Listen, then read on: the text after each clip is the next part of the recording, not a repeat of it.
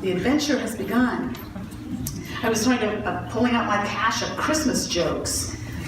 Some of them might be getting a little moldy. I don't know. Here's a few. These are kids jokes. How did the ornament get addicted to Christmas? He was hooked on trees his whole life. These are a little silly, aren't they? Why was Santa's little helper depressed? A very low elf-esteem. How do you know Santa's good at karate? Black belt. Let's see. What do you call a kid who doesn't believe in Santa? A rebel without a clause. I'm not sure that's really a kid's joke. You got to know James Dean, the old movie, to get that joke. Okay, you might get this one. What kind of music do Santa's elves listen to? Rap. That's nice. Okay. How do sheep say Merry Christmas in Mexico? Oh, you got it. Feliz Navidad. Feliz Navidad. That's good, Alex. All right. Okay, and finally, what do you call a greedy elf? It's my second to the last. What do you call a greedy elf? He's elfish. Exactly. Okay, here's the last one. It's a knock-knock joke. Knock-knock. Who's there? Hannah. Hannah Partridge in a pear tree. Okay. I told you they were lame. Got a new supply of Christmas jokes going. I always like to kind of really look at this Advent season as an adventure. You know, it's the teaching stories, the gospel stories of the birth of Jesus, the nativity. They have rich lessons for us in our own adventure of birthing our Christed selves. That's a phrase Emmett Fox used, our Christed selves, our higher selves, realizing more of our potential, bringing that out as God guides us to become more, to realize more of who we are, what's possible for us. And I think that's what this whole Advent period is about, and that's how the gospel stories can be really a rich source of guidance in our own birth of our higher selves and coming into that in greater fullness.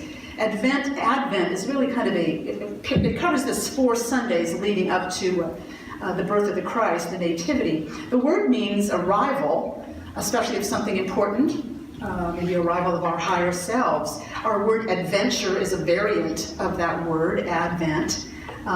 So in a way, it's a process of becoming our higher, our more Christly selves and birthing that more fully. Something we can do every year, and something we can do all the time, and are doing perhaps all the time. But this season of Christmas, it can be a powerful time to reflect on that.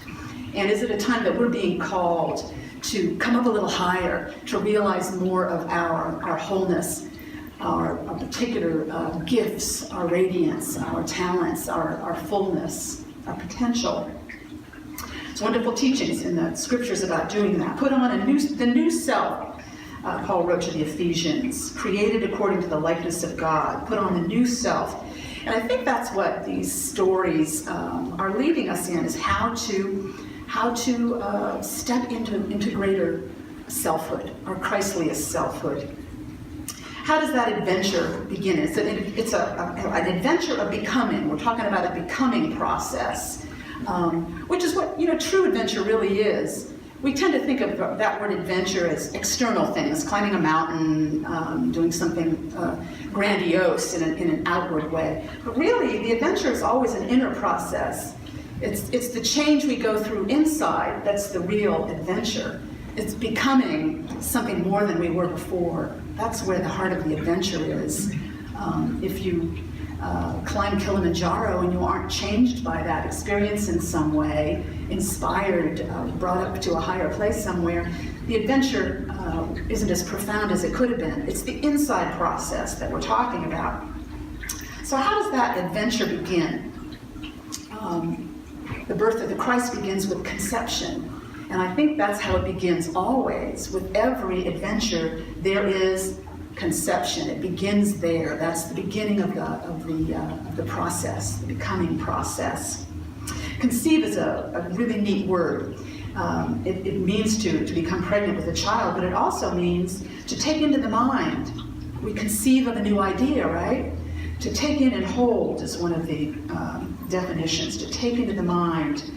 Powerful idea. I had a minister for years named Reverend Ed Tuttle, and he talked about for every one of us, there are conception points. There's a conception point where you get a new idea about yourself and what's possible for you. And that's where the becoming adventure starts, right there, with the conceiving of a new idea about yourself. Joseph Campbell would have called that the call to adventure. You get a new idea, all of a sudden this new idea about who you are or what's possible for you. And that becomes a calling. You know, as you reflect on that, as you begin to take on this new conception, this new idea about who you're becoming, who you could become, becomes a calling in your life. Campbell's wonderful book, Hero with 1,000 Faces, he talks about this. The call rings up the curtain on a mystery of transfiguration, change, transformation. He wrote, the familiar life horizon has been outgrown. The old concepts, ideals, and emotional patterns no longer fit. The time for the passing of a threshold is at hand. Maybe it's time for the passing of a threshold right now for some of us. How do we know that? How do we know that? Very personal discernment, very inward thing. When we get a new idea about we're changing in some way, certain things don't feel comfortable and right anymore. There's a need to move out a little farther, to cross a threshold, maybe throw open some doors and windows, move out into greater fullness in some way. We know that inwardly, that conception point, when that idea has reached us, that new idea about who we are. We know it by how we feel inside. It's a very intuitive process. We feel suddenly energized. We feel suddenly very alert, very curious. We've got energy we didn't have before. There might be restlessness. There might be a little agitation. Might be a little discontent with the way things are in some way. There's this nudge inside to move out a little bit, to come up higher. You've got a new idea percolating, and you need to honor it in some way. Have you ever felt a moment like that? I think we all have. I think we have many conceptions in our lives and many becoming processes. It's like we're always birthing that Christ itself a little bit more as we realize more of our potential. I was thinking of many stories of people having that experience and what it led to for them, the calling it led to, the new life that opened up, the fuller selfhood that became possible for them because they conceived of a new idea about themselves.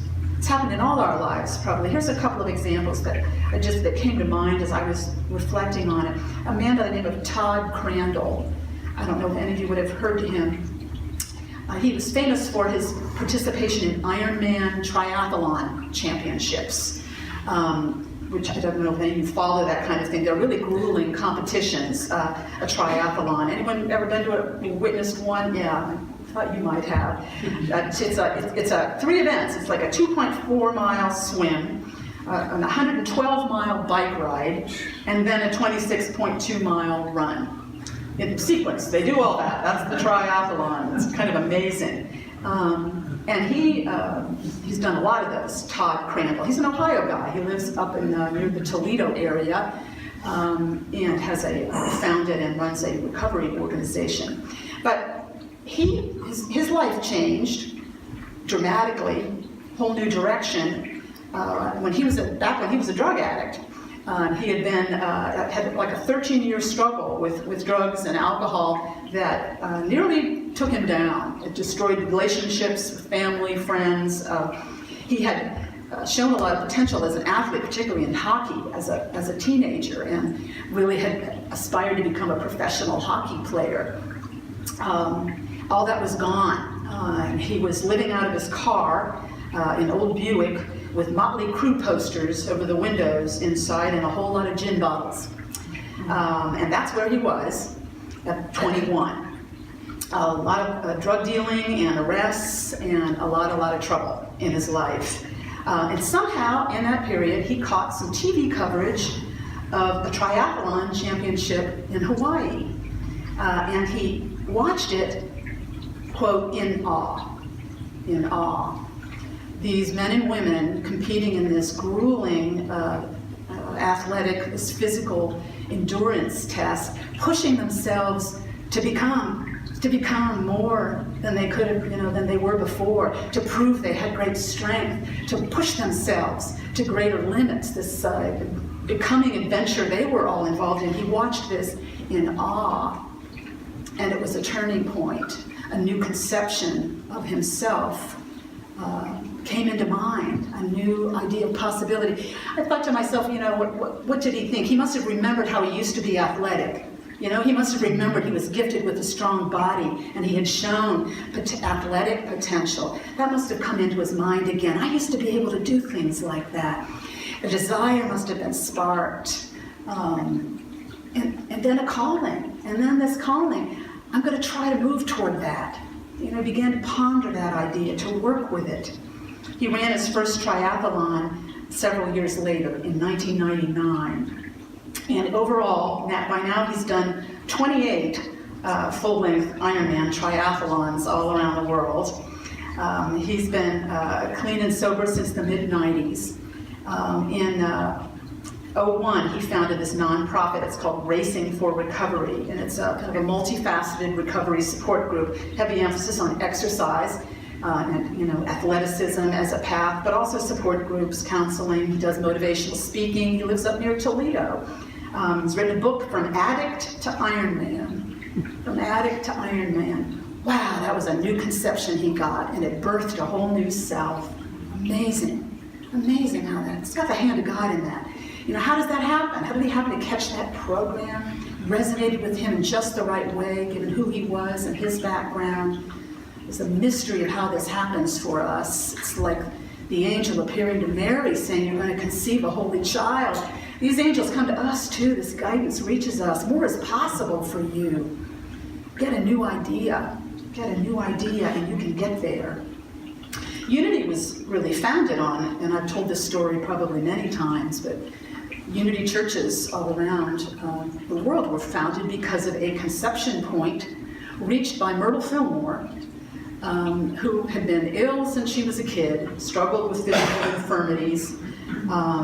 She had TB, was told she inherited it, that she really had inherited a weak constitution, a weak body, and she would never be strong and probably would die young. And she had all kinds of ailments. I'm drawing from a book called Torchbearer to Light the Way.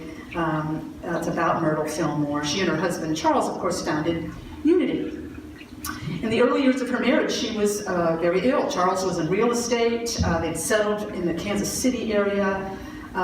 They already had 2 little kids at that point, 2 of their were sons. And she was, quote, fearfully sick. Fearfully sick. It had turned them into big-time spiritual seekers because they were looking for answers. They were looking for guidance. And they were spiritually oriented people. They had been grown up strong Christians, and they were looking for a lot of. There were a lot of traveling ministers and speakers in that era.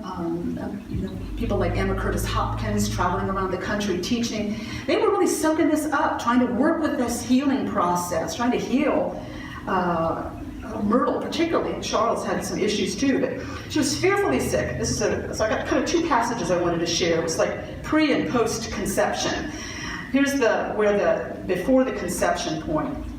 I had all the ills of mind and body that I could bear. Medicine and doctors ceased to give me relief, and I was in despair. I was supposed to be dying or very close to it.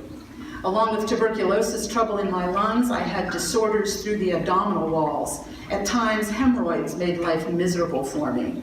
Sounds very human, doesn't it? Doesn't sound like the founder of Unity School of Christianity. I love that. This is where she started. They were working with it. They were looking for answers. They were reading, they were studying, they were praying. And that's what she was dealing with, that kind of infirmity, that kind of weakness. And these limiting ideas that this is, had always been her fate somehow, to be ill, to be weak. So in spring of 1886, with 2 children ages 2 and 4, Myrtle and Charles, urged by friends, attended a lecture by a visiting lecturer minister by the name of Eugene Weeks, who was visiting Kansas City. And he said something during that lecture that resonated deeply with her. I know many of you know what that sentence was. It's really at the heart of the start of unity. She heard him say, "You are a child of God. You do not inherit illness." How can you inherit illness from God? You are a child of God. You do not inherit sickness. And that concept stuck in her mind. She took it home with it. She kept repeating it. I am a child of God. I do not inherit sickness. She rejected that old idea that she had inherited sickness, and that would be her fate her whole life. She rejected that idea, and she really took in and held this new concept in her mind. She conceived this new idea. I'm a child of God. I'm not cursed with ill health. I'm an inheritor of divine health and wholeness and well-being. She pondered this in her heart. She spoke words of truth to her body, to every part of her body. She expressed gratitude to every part of her body for its health and support and strength. She apologized to her body for all the ways she had condemned it and called it weak and hated it. And here's the second passage then from her story. There is nothing in human language able to express the vastness of my possibilities as they unrolled before me. The physical claims that had been considered such a serious nature faded away before the dawning of this new consciousness. And I found that my body temple had been literally transformed through the renewing of my mind. Literally transformed. Of course, that harks back to Scripture. Be ye transformed by the renewal of your mind. Paul wrote that. If we get a new concept, if we conceive of ourselves in a new way, we're birthing a new person. We are being transformed. As our mind is transformed, we are transformed. And that's what happened to her. As she kept speaking words of truth and focusing on these powerful ideas, she began to get better. She got better and better. She healed. And then she began to share that with others. Her conception became a calling to reach out to others dealing with the same challenges she had dealt with for so many years. Silent Unity began. Regular prayer sessions in their parlor every evening, people coming by wanted to do that same healing work by getting a new concept of themselves and who they could become. Powerful what a new conception can do, a new idea about who we are and what's possible for us. A whole new life unfolded for them, of course, and they started a publication of a magazine. It was called Modern Thought at first. It became Unity Magazine, and Daily Word, publishing, teaching, classes, and then churches. They didn't originally intend churches. Churches came probably third in that process after publishing and education, and it grew. And many, many lives were touched by that conception. And I think that's always true, isn't it? When one person gets a new idea and comes up a little higher in their realization of who they are and what's possible for them, it kind of infects everybody else, right? It's a good kind of infection. It spreads, it touches loved ones and friends and communities. It uplifts others, that conception spreads out. So what's the takeaway for us? What's the teaching for us in this process? What happens after the conception? So we get a new idea. And I think there's a mystery of God in that. You know, that mystery of God that led Charles and Myrtle to that lecture. You know, we could call that a coincidence. I don't really believe in coincidences. They kind of wandered in there. It's the way sometimes we wander into churches. Wouldn't you agree? So there's some kind of divine radar, that some kind of homing signal that just kind of is part of the mystery there that gets us in touch with this new idea about ourselves that we need.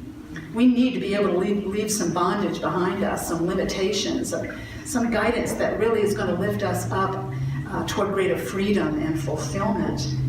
So after the idea comes, what's our role? Our role is to have our radar up, I think. But then what's our role? I think it's just like out of the gospel stories. We make like Mary.